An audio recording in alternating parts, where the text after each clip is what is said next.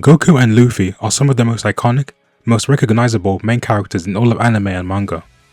You have Goku, who is the main character of the cultural phenomenon that is Dragon Ball, and you have Luffy, the main character of the biggest manga in the entire world known as One Piece. These two are the main faces of Shonen Jump, and they are both well beloved in each of their respective fan bases. But there have been some takes and opinions from the anime community that downplay Luffy's character to just being a Goku ripoff or a Goku 2.0. There are some similarities between them though, like the fact that they are both very simple-minded, adventurous, they both love eating food, and although they save people, they don't claim to be heroes. Even when you see the two of them in some crossovers, they have a great dynamic together, and some might say they could even be best friends if they lived in the same universe. These things do make them similar on a surface level approach, but fundamentally, when you actually look at their characters, their values, and what they both represent in each of their stories, you would find that they are both very different. So this is going to be an analysis of the characters of Goku and Luffy and what makes them both different, and why that makes them brilliant main characters for the series they came from. So the very thing that differentiates Goku from Luffy is their core values. This is what sticks to them and remains consistent throughout both stories, and this brings positive changes in the characters they meet. The very thing that Goku values and what he represents is his strength and his self-improvement. And the very core of Luffy's character is his freedom. Starting with Goku, we know that hard work and training is what Goku is all about. This has stuck with him ever since he was a child from the beginning of Dragon Ball. After Pilaf was defeated, Goku says that he wanted to train under Master Roshi so that he could train under the karmic style of martial art and to improve his own skills. He learned that you don't study martial art for the sole purpose of winning, seeking validation, or to impress other people, but to instead empower your own body and your own mind. The reason why Roshi let Goku and Krillin enter the Tenkaichi Budokai tournament was not so that they could just go in there and win, but to learn that there are other people in the world better than them, and that there is always going to be someone out there stronger than them.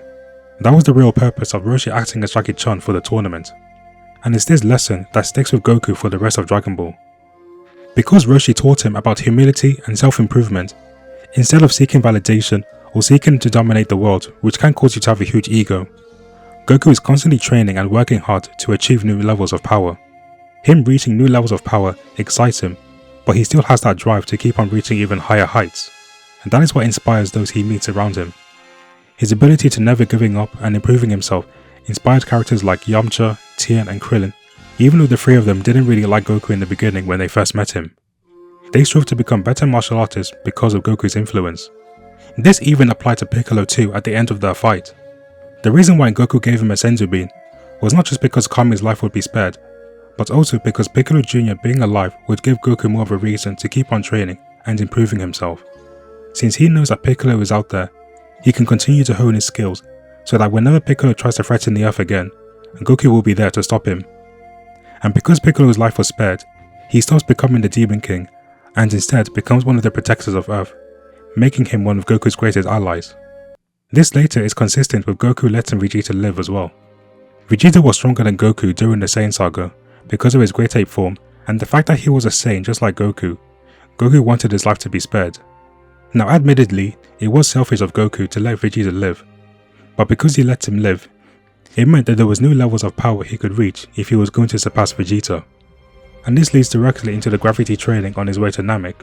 He was training in preparation for the battles that would occur on Namek, and Goku was constantly pushing himself past his limit with hard work to even training onto 100 times gravity, which seems impossible. He was strong enough to take on the Ginyu Force with ease, and these were the same Ginyu Force that were way stronger than Vegeta, Gohan and Krillin at that point. And that was the result of hard work and self-improvement, which was what Vegeta lacked since he was naturally gifted, extremely arrogant, and mainly used Zenkai boosts to increase his power instead of actually working hard. And again, it was because of Goku's core values that even Vegeta changed into a better person. He went from a cold-hearted Saiyan prince, who had a massive ego and didn't really bother to increase his power through hard work, to a family man who understands the true benefits of working hard, bettering and improving himself, and realizing that there is always going to be someone stronger than him. So even with villains like Piccolo and Vegeta, they were influenced and changed into better people because of Goku's willingness to spare their lives for a rivalry, and then in return, they aspired to be like Goku. And it's not like Goku is a traditional hero. He's not some warrior of justice who has a responsibility or duty of protecting the Earth or fighting crime. He instead prefers to stay private and continue to train himself, but if he does come across someone who won't threaten the earth, he will try to stop them. This topic was brought up in a conversation between him and Mirrors in the time chamber during their training for Ultra Instinct. Goku says that the reason he spares the evildoers is so that he will give Goku a reason to keep on training, so that when they come back and do more evil, then Goku will stop them as many times as it takes, and then hopefully those evildoers would eventually join the good side and learn to become more like Goku. So Goku's whole philosophy about self-improvement will not only help him to reach greater heights in body and mind, but he is also improving the lives of the evildoers if they were to join the good side, like what happened with Piccolo and Vegeta. That is why he always gives villains second chances after beating them. So self-improvement and seeking strength through hard work and discipline is what defines Goku as a character, which is completely different to Luffy's character in One Piece. But let's look at Luffy's core values. Luffy as a character is mostly defined by his freedom and his rebellious nature to always explore and be as free as he can on the sea. His dream is to become the king of the pirates, because he believes that becoming the king of the pirates equates to becoming the freest man on the sea. He doesn't necessarily care about becoming the strongest pirate, or even to dominate the seas like other characters like Crocodile, Kaido or Blackbeard. Luffy cares more about seeing the world, meeting new people, and just enjoying the journey until he finds the legendary One Piece treasure. In a world where there is slavery, domination, manipulation and control, Luffy is the perfect protagonist for this type of setting because of his ability to liberate those who had their freedom taken away.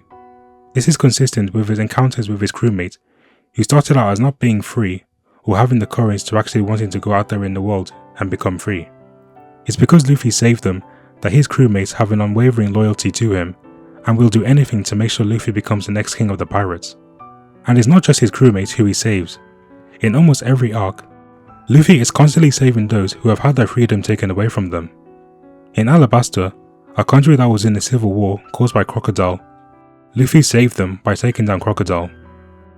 Skypiea was a sky island that was controlled and under the rule of Enel, who was seen as a godly figure. But Luffy was the one who defeated him, stripping Enel of his title as the god of Skypiea. Dressrosa was a country that looks happy on the surface, but underneath there was a lot of darkness and manipulation occurring from within, and that was from the hands of Doflamingo. He became the king of Dressrosa and controlled the memories of the citizens with the help of his subordinates, and Luffy was the one who finally saved those citizens who were suffering for all of those years. And even in the biggest arc so far in the story, the Wonder Country, Luffy again liberated the citizens who had their freedom and their livelihoods taken away by defeating Kaido for good. Luffy is the true embodiment of freedom, and it's also the reason why Luffy has saved so many people. Like Goku, Luffy doesn't see himself as a hero who is bound by a sense of duty to fight crime or a responsibility to protect every island in the world.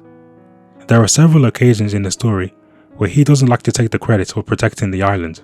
He is just a pirate who loves to explore the world, and if he comes across an enemy who tries to dominate or strip people of their free will and their freedom, he will try and stop them. So the main thing that Goku and Luffy have in common is how they both stick to their own core values, and by doing so, they both make a massive impact on those around them, to the point where they will be inspired by them and will even want to stick by their side.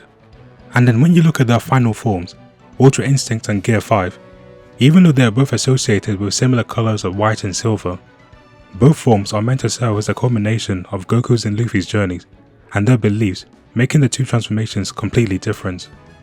Ultra Instinct is shown to be the highest form of martial arts. It is the mastery of self-movement that enables you to move and attack without thinking, making it one of, if not the most difficult technique to master in Dragon Ball.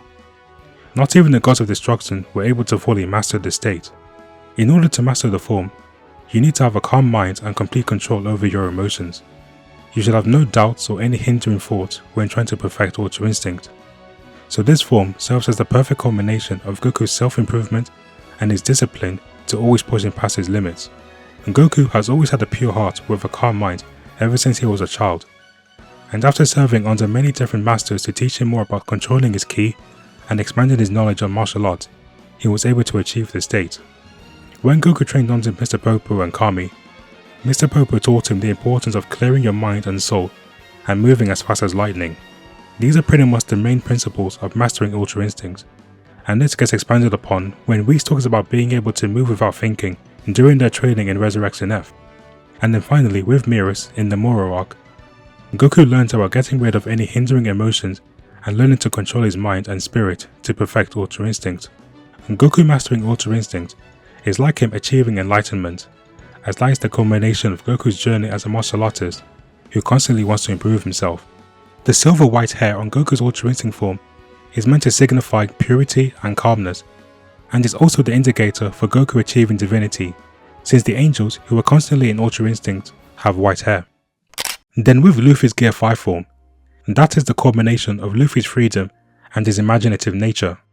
The form has connections with the sun god Nika, the warrior of liberation, and the devil fruit that Luffy ate was the exact same fruit that Joy Boy had during the Void Century.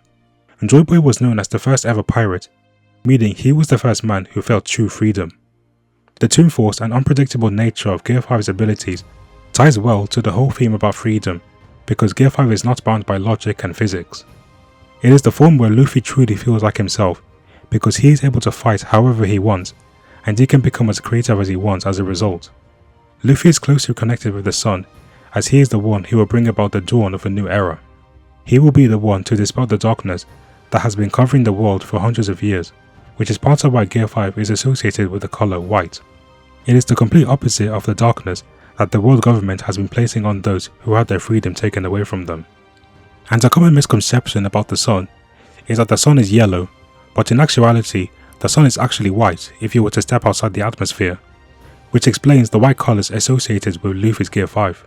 So just like how Ultra Instinct is the culmination of Goku's journey as a martial artist, Gear 5 is the true culmination of Luffy's freedom and creative nature as a pirate. So even though there are people who may think that Luffy is just a rip-off of Goku, because maybe they are both simple-minded and they both love to eat food, if you were to actually look beneath the surface, they are a lot more different than you think.